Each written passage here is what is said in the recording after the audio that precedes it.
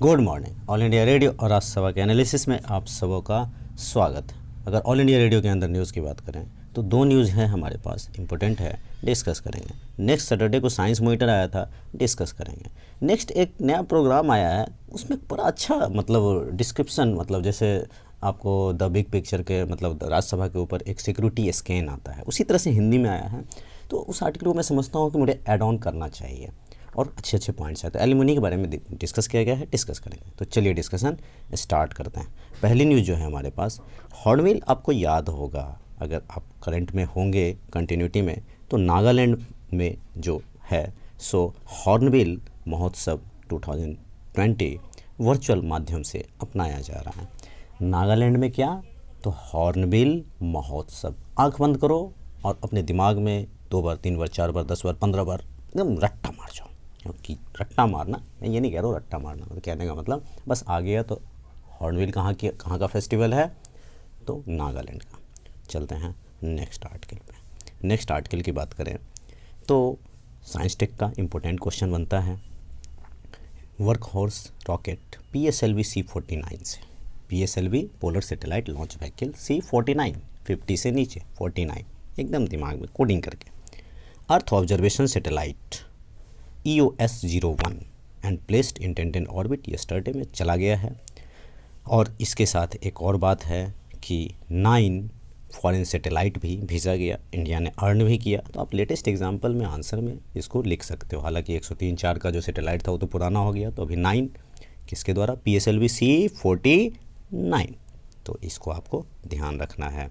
और ये क्या क्या काम करेगा, कहाँ पे डाला गया है। EOS as well as 9 customer satellites precisely 574 kilometre, मतलब लियो में, लो अर्थ ऑर्बिट में। और subsequent to this mission this satellite started operating its on function. The solar panels of the satellite also successfully, solar panels successfully deployed किया गया है। और agriculture की बात हो, फॉरेस्ट्री की बात हो, डिजास्टर मैनेजमेंट की बात हो, इस सब में ये वर्क करेगा। चलते हैं नेक्स्ट आर्टिकल पे। भूकंप को, जो अर्थक्वेक आता है, 5 सिस्मिक जोन में भारत में बांटा गया है।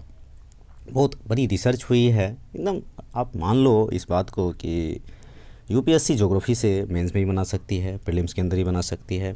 असल में अपना जो ये यूरेशियन प्लेट और इंडो प्लेट जो था, इसको एक्टिव नहीं माना जाता था, लेकिन अभी रिसर्च हुआ है। किसने रिसर्च किया है ये भी बताओ। हिमालय क्षेत्र में भारतीय टेक्टोनिक प्लेट एशियाई प्लेट के नीचे खिसक रहा है। भारतीय इंडियन प्लेट जो है एशियाई प्लेट के नीचे, मतलब यूरेशियन आप कह सकते हो कि नीचे खिसक रहा है, नीचे जा रहा है। तो अब जो है ये माना जा रहा है कि ये एक्टिव है।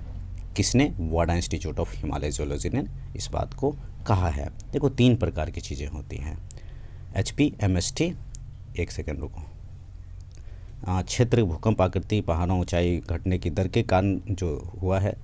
एक सेकंड रुको, मैं बता रहा हूँ। यहाँ पे क्या है, अध्ययन के अनुसार 78,000 से 58,000 वर्ष पहले टेक्टोनिक गतिविधियाँ जारी है। मतलब इस इलाके में टेक्टोनिक, हिमालय के इलाके में टेक्टोनिक गतिविधियाँ जारी है, यही बताना था मुझे। देखो मेन सेंट्रल थ्रस्ट जोन यहाँ पर भी है, मतलब हो रहा है एक्टिव। यहाँ पर आप देखोगे MBT यहाँ पर भी हो रहा है सिस्मिक एक्टिविटी, और MFT यहाँ पर भी हो रहा है। Himalaya main central thrust, main boundary thrust, main frontal thrust से निर्मित माना जाता है इसको। अभी तक MFT को सक्रिय क्षेत्र परिवर्तन के लिए जिम्मेदार माना जाता था। अभी तक इस एरिया को माना जाता था कि यहाँ पर इसके कारण हिमालय में जो कभी ऊंचा हो जाता है, कभी नीचा हो जाता है, या लैंडस्लाइड होते हैं, या अर्थक्वेक आते हैं। लेकिन अब ये भी MCT भी, और यहाँ पर जो अभी हमने बताया मेन सेंट्रल थ्रस्ट जोन जो है, मतलब तीनों, MBT भी, मेन थ्रस्ट जोन भी, और एक सेकेंड रुको बताता हूँ, मेन सेंट्रल थ्रस्ट जोन और MCT और MCT और MBT तीनों एक्टिव है। ये रिसर्च हुआ है, बहुत इंपॉर्टेंट बनता है। नेक्स्ट बात करें तो नेक्स्ट न्यूज़ चलते हैं नेक्स्ट आर्टिकल पे। नेक्स्ट आर्टिकल की बात करें तो 30 मीटर टेलीस्कोप, ये देहरादून में आपको लगाया गया है। कौन कौन से देश हैं, G20 का क्वेश्चन पूछा था, साइंस टेक में ऐसे क्वेश्चन बनते हैं।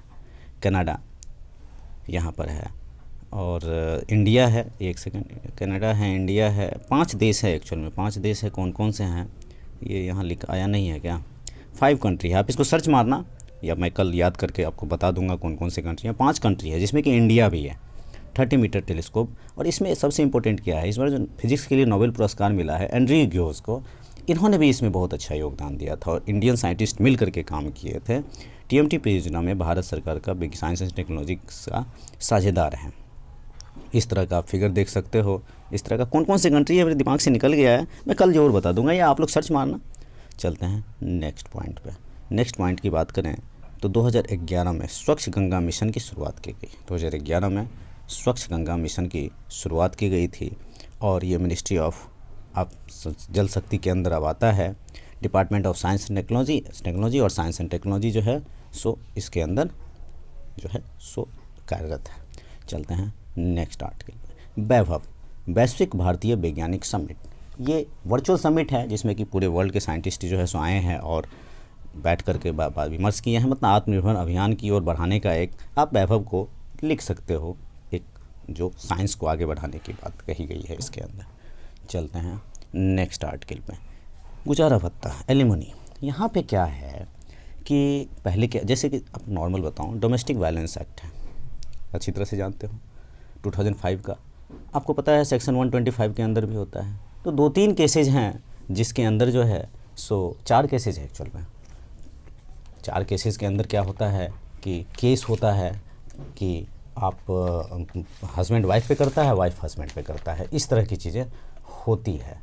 अब यहाँ पर क्या है कि यहाँ पर सुप्रीम कोर्ट ने कहा है, नए दिशा निर्देश दिया है सुप्रीम कोर्ट ने। सुप्रीम कोर्ट ने क्या दिशा निर्देश दिया है, तो इसको समझने की ज़रूरत है। तो सुप्रीम कोर्ट ने दिशा निर्देश दिया है कि गुजारा भत्ता, अगर मान लो कोई हस्बैंड वाइफ को केस करता है, वाइफ हस्बैंड पे केस करता है, तो पहली बात तो इसको 3 कैटेगरी में बांटा गया है। 3 कैटेगरी में बांटने का मतलब है कि एक जो है सो किसके लिए, अर्बन एरिया के लिए, दूसरा किसके लिए, रूरल इंडिया के लिए, और तीसरा किसके लिए, एक सेकेंड, तीसरा किसके लिए, ट्राइबल्स के लिए। 3 तरह की बातें की गई हैं। अब यहाँ पर क्या है कि अर्बन में अलग होता है, रूरल में अलग होता है, ट्राइबल्स का अलग होता है, जिसकी जैसे वाइफ अगर ज़्यादा कमा रही है, हस्बैंड कम कमा रहा है, तो वाइफ की भी हिस्सेदारी होगी कि उसके अंदर वो दे, और ये सब के लिए मान्य होगा। तो एक अच्छा आप पहल कह सकते हो कि इसमें हुआ है, और आप इसको एक वुमेन्स एम्पावरमेंट में कह सकते हो। और जिस दिन से ये कोर्ट में जाएगा उसी दिन से ये लागू भी हो जाएगा। और जो मुचलका नहीं, शपथ पत्र होता है, शपथ पत्र जो है सही से डालना होगा। अगर शपथ पत्र सही से नहीं डालेंगे तो दिक्कतों का सामना करना पड़ सकता है। शपथ पत्र डालना सही से बहुत ही ज़रूरी है।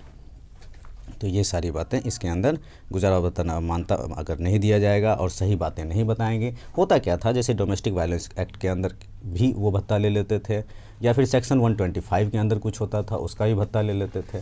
तो इससे जो है सो दिक्कतें आती थी। तो ये सारी बातें जो है इस आर्टिकल के अंदर कही जाती हैं। और भी कुछ है क्या, और तो कुछ खास नहीं है। आप लोग अभी से रिवीजन करना शुरू कर दो। अगर रिवीजन करोगे तो सक्सेस की गारंटी है, ये श्योर शॉट है, ऐसा होगा। तो आज के डिस्कशन में इतना ही था। Thank you.